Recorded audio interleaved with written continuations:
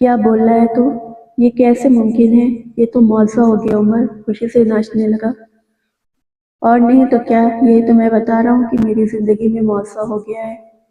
मैंने कभी सोचा भी नहीं था जिस लड़की को मैं चाहूंगा वो इतनी आसानी से मेरी हो जाएगी। लेकिन तुझे पता है उमर, मैंने उसके साथ बहुत बुरा सलूक किया।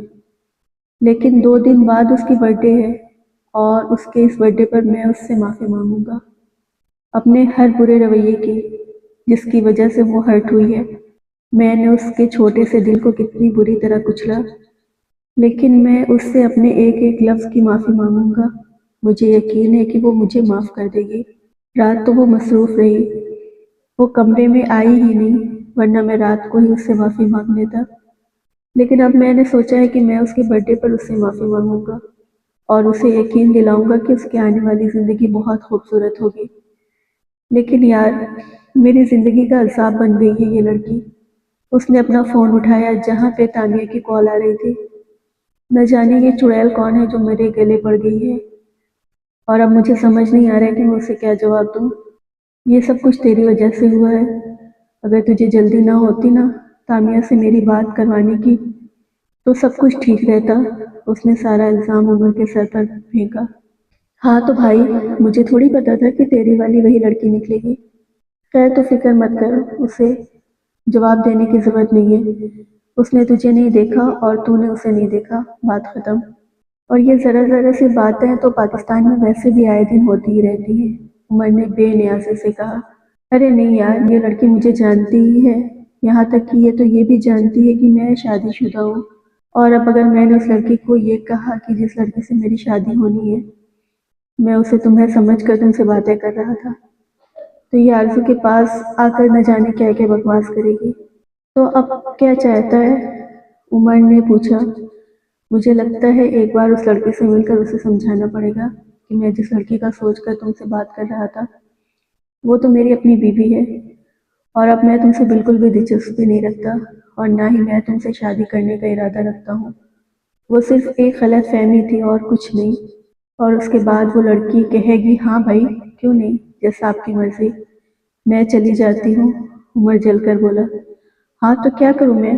तुम्हारा मशवरा लेने आया हूँ, तुमसे मदद चाहता हूँ मैं। एक तरफ से लाइफ सेट हुई है तो दूसरी तरफ से भड़क रही है। प्लीज मदद कर दे।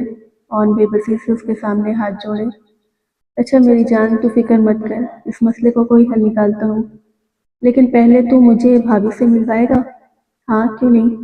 आज रात को मेहंदी पे आ रहा है ना, तो बहुत प्यारी है, वो इतनी क्यूट है कि क्या बताऊँ। ऑन एक बार फिर से उसके चेहरे में खोने लगा तो उमर बेसख्ता मुस्कुराया।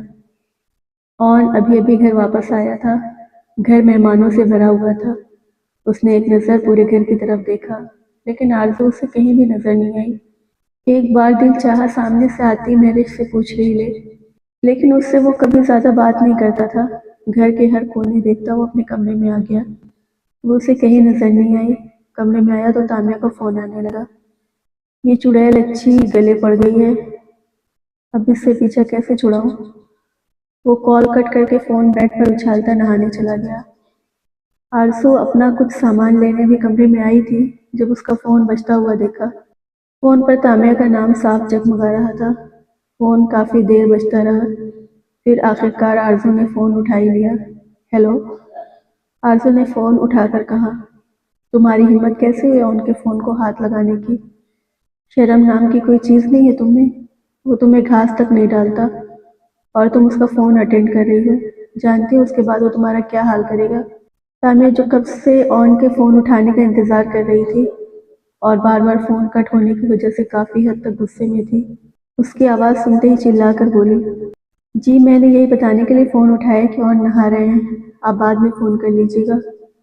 वो इतना कह के फोन बंद कर चुकी थी, जबकि वॉशरूम के दरवाजे पर खड़ा ऑन उसकी आखिरी बात सुन चुका था। आरज़ू कहीं तामिया से बात तो नहीं कर रही थी। वो परेशान सा उसके करीब आया जब आरज़ू ने फोन उसकी तरफ बढ़ाया। आपकी गर्लफ्रेंड का फोन था, आपसे बात करना चाहती है, बात कर लीजिए। वो फोन उसके हाथ में थमाते कमरे से बाहर निकल गई, जबकि वो उसके पीछे लपका था। लेकिन घर में इतने मेहमान देखकर वो वापस अपने कमरे में आ गया, क्योंकि इस वक्त उसने सिर्फ जींस पहन रखी थी और गले में टॉयल डाला हुआ था। काफ़ी देर वो कमरे में यहाँ से वहाँ टहलता रहा। न जाने तानिया ने उसे फ़ोन पर क्या कहा होगा। कहीं अपने और मेरे बारे में कोई बकवास तो नहीं करती हो। वो आरज़ू को सब कुछ क्लियर करना चाहता था, लेकिन अब उससे ये भी परेशानी थी कि न जाने तानिया ने उसे क्या बताया है। वो अपने रिश्ते में सब कुछ ठीक करना चाहता था, लेकिन कहीं ना कहीं कोई ना कोई प्रॉब्लम ज़रूर आ रही थी। वो काबिल कबूल कपड़े पहनता कमरे से बाहर निकलकर आरज़ू को ढूंढने लगा।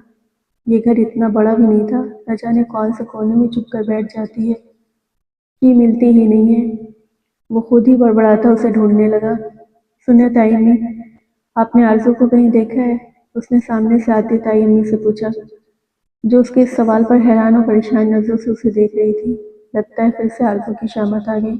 वो उसे बताने ही वाली थी कि वो किचन में है, लेकिन फिर सोचा कि और गुस्से में हो वो बेचारी को डांट दे। बेटा, शादी वाला घर है, ना जाने कहाँ होगी, यहीं कहीं होगी। कोई काम था तो मुझे बता दो, मैं कर देती हूँ। वो आरज़ू की जान बचाने के लिए बोली। नहीं नहीं, कोई काम नहीं था, बस ऐसे ही ढूंढ रहा था। वो आज अपने मिजाज के खिलाफ मुस्कुरा कर बोला था, फिर उन्हें हैरान छोड़कर आगे बढ़ गया। आरज़ू बीवी, लगता है आज अपने साथ होने वाले सारे जुल्म का हिसाब लोगी। ढूंढ ढूंढ के आखिर उसे किचन में नजर आ ही गई, लेकिन किचन में वो अकेली नहीं थी, बल्कि मैरिज भी उसके करीब थी। सुनो, तुम्हें बाहर कुछ लड़कियां ढूंढ रही हैं, ऑन ने मैरिज की तरफ देख कर कहा। मैरिज उसे देख कर रह गई, जो आज पहली बार अपने भाई से मुखातिब हुई थी। जी भाई, मेरी सहेली आ गई होंगी, मैं बाहर जा रही हूँ। तुम सबके लिए चाय बनाकर बाहर ही ले आना। वो क्या है? मेरी सहेली पहली बार हमारे घर आई है, मेरे अलावा किसी को नहीं जानती, मैरिज ने बाहर निकलते हुए उससे कहा। कोई बात नहीं, तुम जाओ, मैं संभाल लूंगी। आरज़ू ने उसे फिर बाहर भेजा। फिर से चाय बनाने में मसरूफ हो गई, जब उसे अपने कमर पर किसी के हाथ महसूस हुए। लड़के, तुम हंसती नहीं हो क्या? हंसने पर कोई पाबंदी है? यकीन करो, हंसते हुए बहुत प्यारी लगोगी, जरा मुस्कुरा कर दिखाना। ऑन के अचानक इस तरह से करीब आने से पहले वो बौखला कर रह गई थी। फिर बाहर की तरफ देखकर उसका हाथ जल्दी से अपनी कमर पर हटाने की नाकाम कोशिश करने लगी। क्या कर रही हो? बस मुस्कुराने के लिए तो बोल रहा हूँ, फिर मैं खुद बाहर चला जाऊंगा, लेकिन तुम्हें मुस्कुराता देखे बगैर तो मैं यहाँ से एक इंच भी नहीं हिलने वाला। अगर तुम चाहती हो कि यहाँ से मैं शराफत से बिना कोई शरारत किए चला जाऊँ, तो तुम मुझे मुस्कुरा कर दिखा दो। वो उसे आंख मार कर शरारती अंदाज में बोला। ऑन जी, प्लीज जाएं यहाँ से। आप क्या कर रहे हैं? आरज़ू का सारा ध्यान किचन के दरवाजे पर था। बाहर हाल मेहमानों से भरा हुआ था, कोई कभी भी यहाँ आ सकता था। बातें मत बनाओ आरज़ू, मैंने तुम्हें रात को कमरे में बुलाया था, तुम आई क्यों नहीं? कल तुमने अपने शौहर के हुक्म की नाफरमानी की, अब मैं तुम्हें मुस्कुराने के लिए बोल रहा हूँ, तुम यहाँ भी नखरे दिखा रही हो। नहीं नहीं, नखरे उठाने में मुझे कोई प्रॉब्लम नहीं है, बल्कि मैं तो तुम्हारे नखरे उठाने के लिए हर वक्त तैयार हूँ, लेकिन उसके लिए तुम्हें मेरी बातें भी माननी पड़ेंगी। जैसे कि अभी मैं तुम्हारी इस खूबसूरत लाल टमाटर गाल पर किस करूंगा। ऐसे वो जोर से उसके गाल पर अपने लबों को छूते हुए बोला। और तुम आगे से कुछ नहीं बोलोगी? वो मुस्कुराते हुए बोला, जबकि आरज़ू का दिल जोर जोर से धड़कने लगा था, जबकि वो उससे कुछ नहीं कह पाई थी।